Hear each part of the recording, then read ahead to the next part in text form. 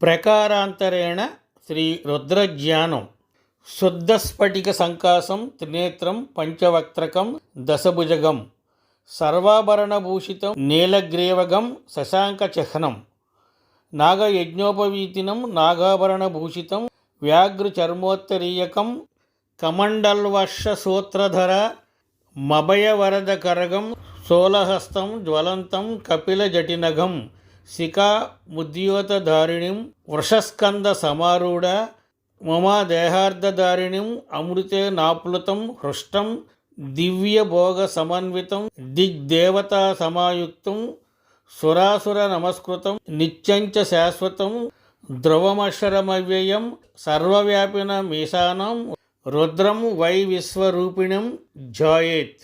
దీని యొక్క తాత్పర్యం శుద్ధ స్ఫటికము వలె ప్రకాశించువానిగా 3 కన్నులు 5 ముఖములు 10 భుజములు కలవానిగా సర్వాభరణములతో అలంకరించబడిన వానిగా నీలకంఠముతో చంద్రుని కండపు గుర్తుతో సర్పపు యజ్ఞోపవీతం నాగాభరణములు పులి చర్మపు ఉత్తరీయము హస్తములందు కమండలము జపమాల అభయము వరదానము తెలిపే హస్తముద్రలు హస్తమునందు శూలము కలిగి ప్రజ్వలించుచు కపిలవర్ణం అంటే ఎరుపు పసిమి కలిసిన కల జడలును పైకి ఎత్తి కట్టబడిన శిఖ కలిగి నంది వృషభపు మూపును ఆరోహించి దేహార్ధమున ఉమను కలిగి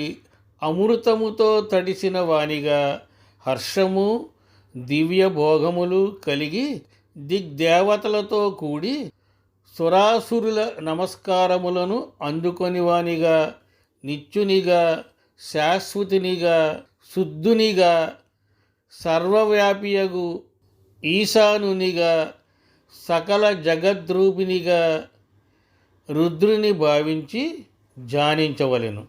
రుద్రాధ్యాయములో నమకం చమకం ముఖ్యమైనవి.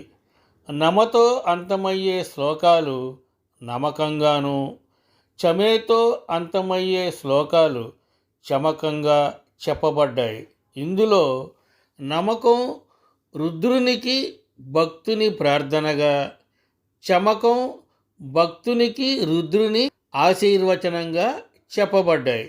ఈ నమక చమకాలు ఏ విధంగా పఠనం చేయాలి అన్నది చేసే రుద్ర విధిని బట్టి ఉంటుంది. అంటే లఘురుద్రమా, మహారుద్రమా, అతిరుద్రమా, శతరుద్రమా. స్వస్తి, శుభమస్తు.